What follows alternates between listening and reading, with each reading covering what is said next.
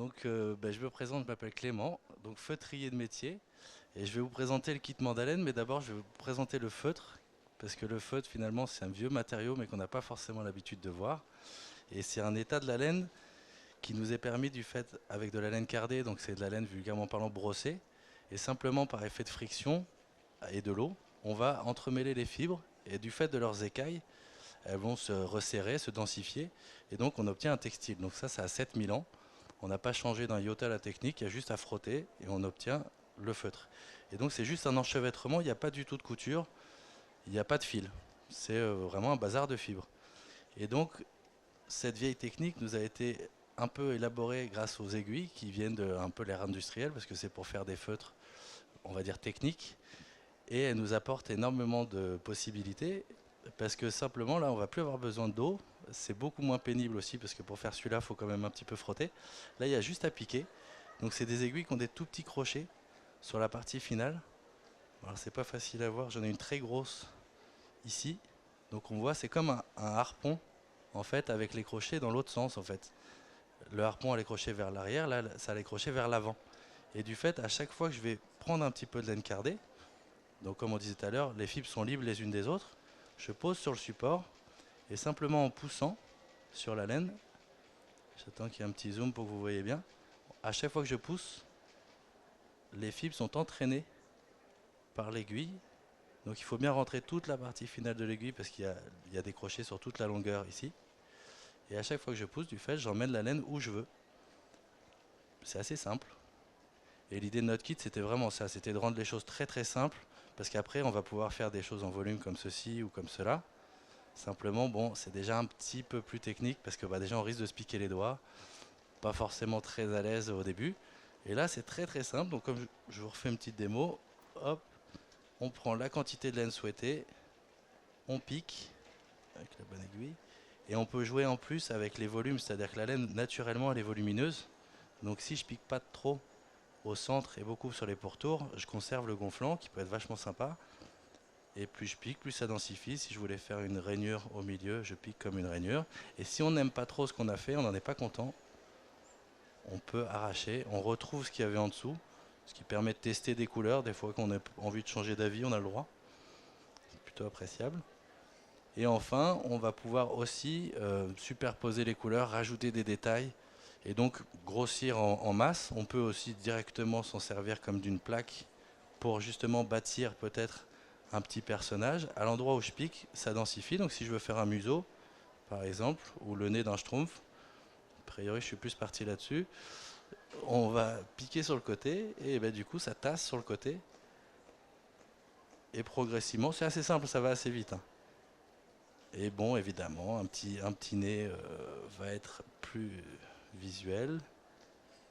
On pique les fibres. Et donc quand on a fait ça, on sait après beaucoup plus facilement faire des choses comme les petites coccinelles.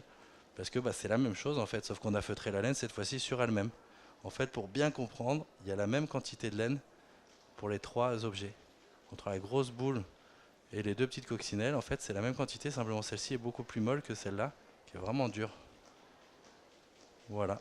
Et donc on le propose sous la forme d'un kit qu'on va pouvoir retrouver du coup sur mon stand. Je permets le choix des couleurs, c'est-à-dire qu'à l'intérieur du kit, on choisit 9 couleurs de laine. La plaque aussi de son choix, suivant les goûts et les technicités. On rajoute 4 aiguilles parce que c'est la seule difficulté du kit, enfin de la technique en général, c'est que l'aiguille est tellement fine qu'elle est vraiment super fragile. Tous ceux qui ont essayé, je pense, en ont déjà cassé. C'est normal, c'est le métier qui rentre. Et en fait, au bout d'un moment, on comprend bien qu'il faut toujours respecter une linéarité. Il ne faut vraiment pas tordre l'aiguille, pas comme les couturières, rentrer dans le matériau. Il faut vraiment juste pousser, quoi, tout bêtement. Et quand on force sur un endroit de laine qui ne nous plaît pas, si par exemple j'avais débordé de ma zone, bon, c'est pas bien facile pour vous de voir, mais imaginons je déborde d'une zone, on a tendance des fois à tirer dessus. Non, on va juste pouvoir déplacer avec la main et repiquer. Et donc c'est voilà, un savoir-faire qui est vachement sympa parce que ça amène plein d'opportunités. On peut faire du volume, on peut faire des sculptures, mais on peut aussi décorer tout un tas de supports parce que ça marche vachement bien sur le tissu.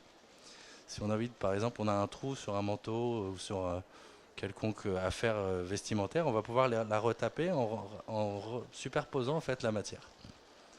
Voilà. Qu'est-ce que j'aurais d'autre à vous dire? Si vous avez des questions, par exemple. Je crois que j'ai fait à peu près le tour. Oui, c'était rapide, j'avais dit une demi-heure suffira. 5 minutes, c'est bon. Alors, c'est toujours important effectivement de mettre quelque chose de mou en dessous. Alors, un carré de polystyrène extrudé, de la mousse, n'importe quoi. Moi, le support du kit, c'est de la laine en fait. Bah, c'est bien de mettre quelque chose en dessous. C'est-à-dire qu'on va prendre son tissu. C'est pas mal aussi de le mettre dans un tambour de broderie, par exemple, pour tendre votre tissu. Et ensuite, un support dense en dessous, carré de mousse, polystyrène. On va pas acheter quelque chose spécialement. Il y en a dans nos affaires ou dans nos poubelles. Et on va piquer. Et effectivement, le support va éviter que le tissu se. Parce qu'à la couture, bon, on n'appuie pas trop sur le tissu. Là, comme on frappe, c'est pas mal de pas trop détendre le matériau. Je vous entends pas bien.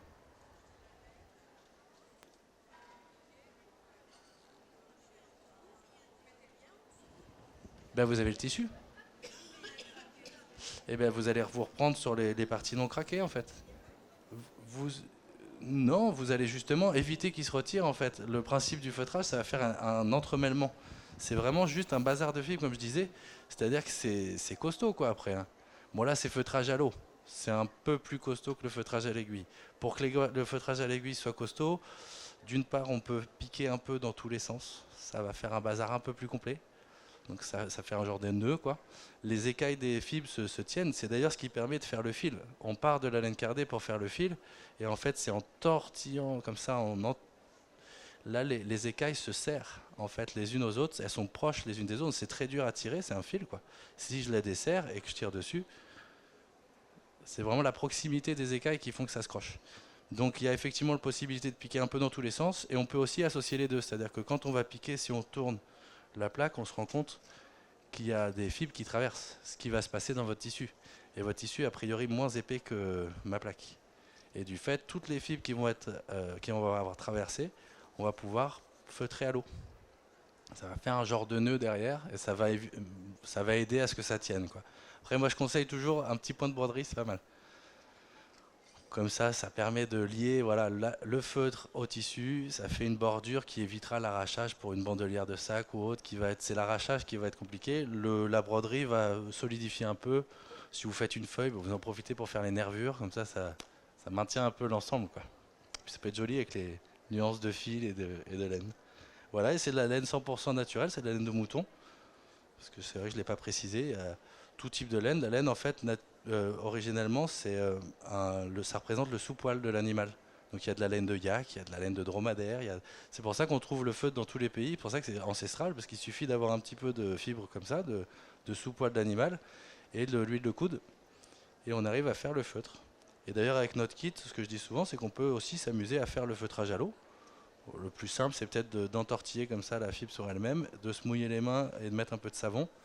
Et on frotte. Au début, tout doucement, on n'appuie pas trop pour pas écraser. Si on va faire une galette, si on va faire une boule, on va faire tout doux. Et progressivement, on frotte de plus en plus fort. Et à la fin du feutre, c'est un peu fastidieux parce que c'est dur. Ouais. Si on veut un feutre très dense, il va vraiment falloir feutrer fort pour engager les fibres à rentrer les unes dans les autres. Et on obtient le feutre à l'eau chaude, ouais. Ouais, à l'eau chaude. On peut feutrer à l'eau froide, mais c'est encore plus dur. Ouais. L'eau chaude et le savon aussi. Le savon, il va avoir deux avantages au feutrage, c'est qu'il va lubrifier les fibres entre elles. C'est-à-dire que les fibres, bon, bah, elles se crochent dans un sens comme dans un autre, quoi. Donc elles n'ont pas forcément envie de rentrer les unes dans les autres. Avec l'aiguille, on les force. Et avec le feutrage à l'eau, on les y invite avec un peu de douceur. Au début, on frotte tout doucement. Et en fait, le savon va faire que ça se lubrifie et coulisse un peu mieux. Mais en même temps, ça change le pH de la fibre et du coup, ça ouvre encore plus les écailles. Donc ça favorise le feutrage. On peut utiliser aussi l'eau de pluie, qui est... Bon, après, je suis pas chimiste, je suis pas capable vraiment d'expliquer pourquoi, mais l'eau de pluie marche bien. De la cendre aussi, ça basifie, je crois. Ça change le pH toujours, et ça ouvre les écailles, et ça permet de mieux feutrer, quoi. Et on peut mixer très bien les deux techniques. On fait un feutre, on peut venir agrémenter de petites piques de feutrage à l'aiguille, et l'inverse n'est pas possible. Parce qu'il faut que ça se frotte. Voilà. On peut aussi, parler du feu, du travail qui est avec ma femme, qui fait des jolies, je trouve, des jolies écharpes. Je vais en mettre une pour que vous puissiez admirer le travail. Petit tour de cou. Et en fait, à l'intérieur, là, il y a de la soie. Et ouais, faut que je vous montre en gros plan. Là, c'est des petits, c'est comme une gaze de soie avec plein de fibres de laine à l'intérieur. Et en fait, les matériaux se soudent entre eux. La laine a tendance à agripper tout ce qu'elle peut. Et alors la soie, quand on la touche, on voit bien dès qu'on a ne serait-ce qu'un petit bout de peau qui dépasse, la soie se colle. C'est pour ça que je laisse travailler ma femme. Moi, j'arrive pas à manipuler ça. Et la laine, du coup, elle attrape la soie et elle la colonise en fait quelque part. Elle passe à travers la trame et en fait, tout se soude complètement. J'ai pas d'autres exemples de soie. Si j'ai là. C'est c'est pareil, c'est très fin, mais ça permet de faire des assemblages et on appelle ça le feutre Nuno quand on travaille laine et soie. Et vous avez déjà dû voir j'ai ma collègue feutrière Marguerite qui est à côté de mon stand qui fait des jolies écharpes. Et on voit, on peut doser un peu de soie, un peu de laine pardon, sur la soie et du coup on a un truc très léger, ou un peu de soie sur la laine, mais c'est le même principe.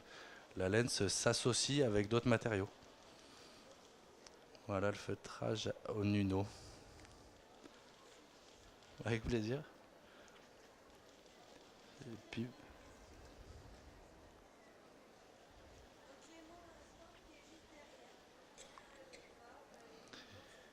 ouais, sur le stand, si vous voulez, vous pouvez tester. Mais faites gaffe, c'est addictif.